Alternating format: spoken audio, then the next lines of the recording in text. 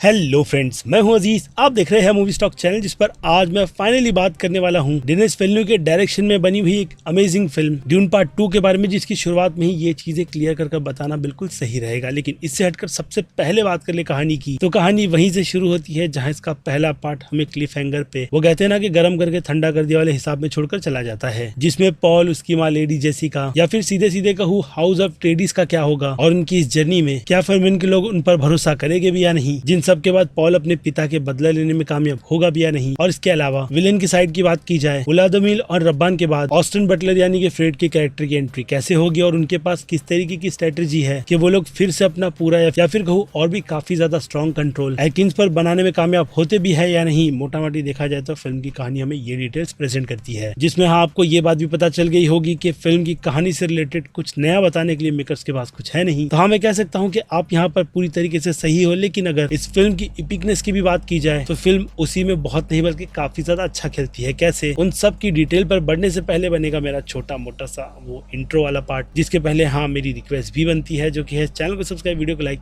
और शेयर करने की। सो फ्रेंड्स, तो शुरुआत ही कर लेते हैं फिल्म की हिंदी डबिंग के बारे में, जो कि मैंने नहीं देखी है। तो हिंदी डबिंग देख करके ट्विटर पर और इंस्टा पर अपडेट कर मैं आपको बता दूंगा कि कैसी है डब। क्योंकि देखा जाए तो पहला पार्ट भी हिंदी डब अच्छा ही किया गया था, इसलिए दूसरा पार्ट भी मुझे लगता है कि उसी राह पर चलते हुए अच्छा ही डब किया जाएगा। इसके अलावा फिल्म की लेंथ की बात की जाए तो ये फिल्म 2 घंटे 45 मिनट या फिर कहूँ कि पूरे 3 घंटे होने से थोड़ी बहुत इधर उधर है। जो रन टाइम बहुत ही बड़ी कमिटमेंट है कि इतने बड़े रन टाइम के साथ क्या ऑडियंस पूरी फिल्म थिएटर में देखकर बाहर निकल करके ये ना कह दे कि फिल्म कहीं ना कहीं बोर करती है। क्योंकि ऑब्वियसली ऐसी चीज फिल्म पर बहुत ही बड़ा डेंट डाल देती है, जिस बारे में हाँ थोड़ी देर में ही बात करेंगे। लेकिन उसके पहले कुछ और डाउट्स की बात की जाए तो हाँ, आप इस फिल्म को फैमिली के साथ तो देख सकते हो, जिसमें मैंने तो IMAX की इस बड़ी स्क्रीन पर कुछ ऐसा वल्गर सीन नहीं देखा कि मैं आपको कहूँ कि फैमिली दूर रखो। जिसके बाद अब फिल्म की जो इपिकनेस की बात चल रही थी उस पर आ जाए तो जैसे कि मैंने आपको पहले बताया कि फिल्म की कहानी को लेकर के ये फिल्म कुछ भी नया ना प्रेजेंट कर रही हो, लेकिन फिल्म को टेक्निकल डिपार्टमेंट में इतना ज्यादा वेल मेड बनाया गया है कि हाँ, ये बात आप मेरे मुंह से नहीं बल्कि कई सारे क्रिटिक्स जो कि पहले इस फिल्म को देख करके आपको फर्स्ट रिएक्शन के साथ साथ अपने रिव्यू में ये बात बता चुके हैं कि फिल्म डेफिनेटली दशकों में बनने वाली एक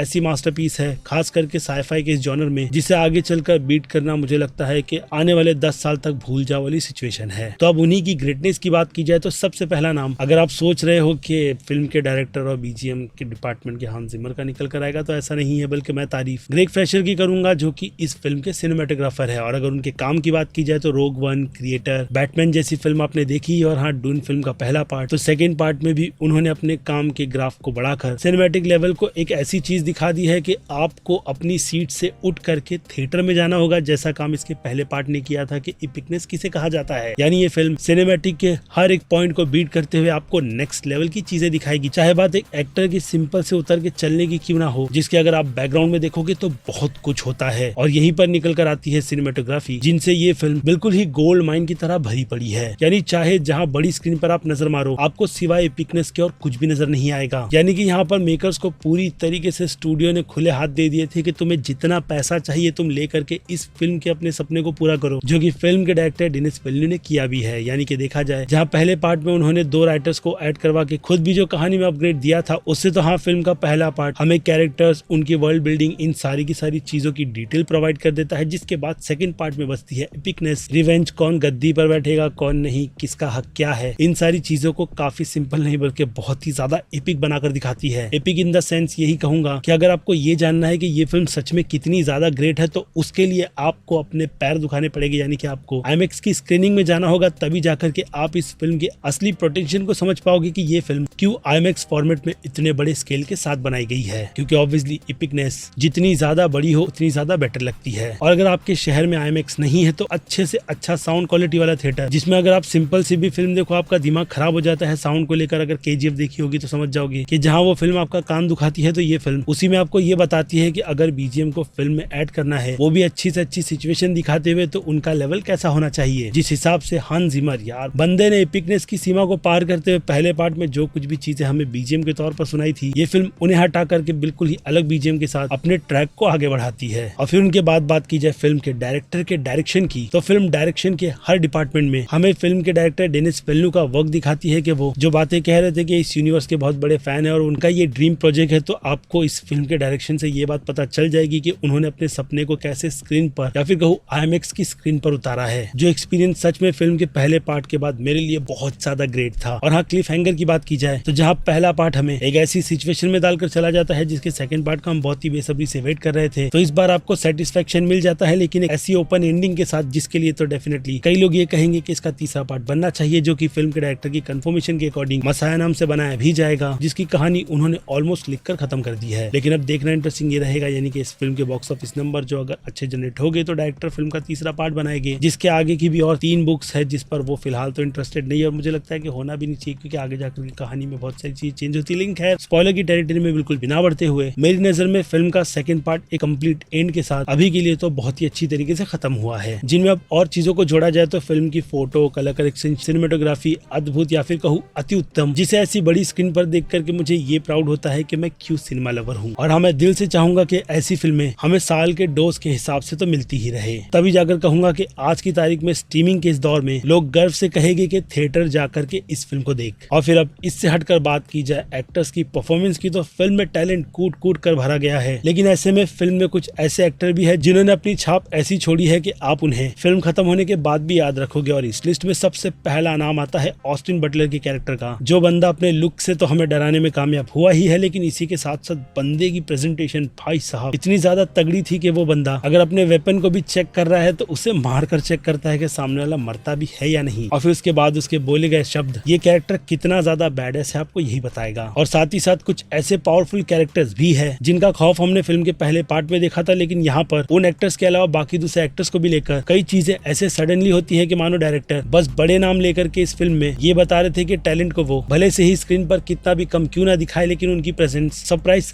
10 सेकंड का कैमियो क्यों ना हो, डेफिनेटली फिल्म खत्म होने के बाद जैसे कि मैंने कहा हमें याद रहता है। और फिर अब दूसरे नाम पर बढ़े तो रेबिका फर्गसन, जिनकी प्रेजेंस मुझे स्क्रीन पर डराती है, और हाँ उनकी सोच भी जो सच में बहुत ज्यादा डार्क थी। और उसके बाद बोनस की बात की जाए तो फिल्म के पहले पार्ट को जितना ज्यादा सीरियस रखा गया था, यहाँ पर फन के टोन को ऐड करते हुए आविया बार्डन के कैरेक्टर को लेजेंड बना दिया गया, क्यों वो आप फिल्म देखोगे तो समझ जाओगे। इसके अलावा फिल्म के 2 लीड यानी कि जेंडिया टिमोथी शैलामेट की बात की जाए तो ऑब्वियसली वो फिल्म के लीड है, तो अपनी परफॉर्मेंस से वो हमें बिल्कुल भी डिसअपॉइंट नहीं करेंगे, जो कि वो लोग यही कहूंगा कि करते भी नहीं है। और फिर इसके अलावा बाकी दूसरे एक्टर्स की बात की जाए तो उनकी प्रेजेंस फिल्म में उतना ज्यादा इम्पैक्ट नहीं डालती है, लेकिन उनका रोल फिल्म में अच्छे एक्टर्स की निशानी देते हुए हमें अगेन आगे आने वाले फ्यूचर का हिंट देता है। लेकिन खैर वो जब बनेगा तब, अभी के लिए तो बहुत ही माइंड ब्लोइंग सी फिल्म आपके नजदीकी सिनेमा घरों में लगी है, जाकर के देखो, टाइम बिल्कुल भी वेस्ट नहीं होगा, ये मेरी गारंटी है। क्योंकि देखा जाए तो फिल्म के रन टाइम के हिसाब से ये फिल्म कब शुरू होकर कब खत्म हुई वो चीज मुझे बिल्कुल भी फील नहीं हो रही थी। ऊपर से फिल्म का स्केल जो इतना ज्यादा बड़ा था, उसमें BGM जब भी IMAX की सीट हिला रहा था, भाई आप अंदर से पूरी तरीके से सहम जाते हो कि मेकर्स की तरफ से ये किस तरीके का सिनेमा आपको दिया गया है, जिसकी खैर तारीफ करते हुए मैं बिल्कुल भी नहीं थकने वाला। इसलिए अब सीधे रेटिंग के सेक्शन पर बढ़ा जाए तो फिल्म के एक्शन की बात की जाए तो फिल्म में हैंड टू हैंड कॉम्बैट के नाम पर 2 काफी तगड़ी नाइफ फाइट्स आपको देखने के लिए मिलेगी, लिटरली काफी ज्यादा तगड़ी। और इसके अलावा बाकी जितने भी एक्शन इस फिल्म में डाले गए हैं वो इस फिल्म में एपिकनेस की शोभा बढ़ाते हैं कि ब्लॉकबस्टर फिल्मों के एक्शन अगर बड़ी स्क्रीन पर दिखाए जाए तो उनका स्केल कितना ज्यादा बड़ा होना चाहिए। तो उन स्केल के हिसाब से मैं इस फिल्म के एक्शन को 5 में से 5 स्टार की रेटिंग दूंगा, लेकिन याद रहे यहाँ पे फिल्म के एक्शन के स्केल को शो किया गया है। बाकी अगर बात हैंड टू हैंड कॉम्बैट की निकल कर आएगी तो सामने एक्टर आया है, मारो मर गया, ऐसी सिचुएशन दिखाई जाएगी, लेकिन फिर भी अगेन इम्पैक्ट वाली बात निकल कर आ जाती है, समझ जाओगे। इसके अलावा फिल्म बड़े स्क्रीन पर ऐसे बड़े स्केल के साथ एक्शन में देखने का लेवल काफी ही ज्यादा डिफरेंट कर देती है, जो कि मेरा हुआ है। और फिर बात की जाए फिल्म की कॉमेडी की, जैसे कि मैंने आपको कहा फिल्म में कॉमेडी का बैलेंस अच्छा डालते हुए ये फिल्म उसे बिल्कुल भी क्रिंज नहीं बनाती, बल्कि फिल्म के टोन के साथ इतनी अच्छी तरीके से मौज करती है कि आप आविया बार्डन के कैरेक्टर को याद रखोगे और फिल्म की कॉमेडी को भी, जिस हिसाब से फिल्म की कॉमेडी 5 में से 2.5 स्टार हंसते हंसते मेरी तरफ से ले जाए। और फिर बात की जाए फिल्म के ड्रामा की तो कहानी में ऑब्वियसली जो चीज मैं आपको बता चुका हूँ कि कुछ भी नया नहीं था, लेकिन फिर भी प्रेजेंटेशन इतनी ज्यादा तगड़ी थी कि ये कहानी 5 में से 4.5 स्टार उन सारी डिटेल को ध्यान में रखकर लेगी। क्योंकि अगर बात की जाए फारवेंस के ही लोगों की, तो जहाँ उनके कल्चर को हमारे लिए पूरी तरीके से पहले पार्ट में छुपा कर रखा गया था, यहाँ पर उनकी डिटेलिंग स्क्रीन पर दिखाई जाती है, चीख चीख कर मेकर्स बताते नहीं, जो कि अगेन इस फिल्म को राइटिंग के इस डिपार्टमेंट में कितना ज्यादा ग्रेट बनाती है, फिल्म देखो समझ जाओगे। और फिर बात की जाए फिल्म के सस्पेंस की, हालांकि मुझे स्टोरी पता है, लेकिन डेनिस विल्न्यूव का ये विजन आगे आने वाली चीजों को मेरे लिए पूरी तरीके से सस्पेंसफुल बना रहा था कि अब आगे क्या होगा, जिन्हें देखते वक्त मैं फिल्म में एक एक्ट्रेस छोटा सा कैमियो रोल भी प्ले कर रही है वो तक भूल गया था। इसलिए वो मोमेंट भी जैसा मेरे लिए ग्रेट बना है आपके लिए भी बनेगा, जिन्हें ध्यान में रखकर सस्पेंस की ये कैटेगरी 5 में से 2.5 स्टार डिजर्व करेगी। और फिर बात की जाए फिल्म के हॉरर की, तो वो ऑस्टिन बटलर के कैरेक्टर को देख करके थोड़ा बहुत फील होता है, लेकिन लेकिन उसके अलावा हॉरर तो 0 स्टार ही डिजर्व करेगी। लेकिन अगर थ्रिल की बात की जाए तो पहले रेटिंग देते हैं 5 में से 4.5 स्टार की, जिससे कि आपको अंदाजा हो जाए कि फिल्म में थ्रिल का लेवल, एक्शन और टेंशन सिचुएशन को दिखा करके कितना ज्यादा बेस्ट क्रिएट किया गया है। और फिर क्या इसके बाद बात की जाए मास ऑडियंस की, तो मास ऑडियंस की नजर में ये फिल्म B+ की कैटेगरी की है। तो वहीं क्रिटिक्स तो इस फिल्म को ऑब्वियसली प्रेस कर ही रहे हैं, यानी उनकी नजर में ये फिल्म परफेक्ट स्कोर जो कि A+ का होता है वही डिजर्व करती है, जिनकी बातों से मैं पूरी तरीके से सहमत होते हुए इस साल की शुरुआत की इसे मास्टरपीस कहूंगा, यानी कि A+ की कैटेगरी ये फिल्म मास्टरपीस के टैग के साथ ले जाएगी मेरे लिए। बाकी आपका आप कमेंट में लिखकर बताना, क्योंकि मैंने मेरा पर्सनल ओपिनियन इस फिल्म यानी कि ड्यून पार्ट 2 फिल्म से रिलेटेड आपको दिया है, यही बताते हुए कि फिल्म कितनी ज्यादा ग्रेट है। बाकी अब फिर क्या वक्त है इस वीडियो को यहीं पर दी एंड करने का। मैं हूं Aziz, movie stock channel like share और सब्सक्राइब भूलना मत। मिलूंगा जल्दी दूसरी किसी वीडियो में। Till then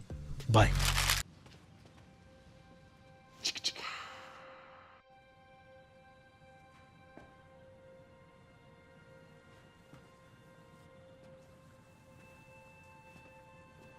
You're still here.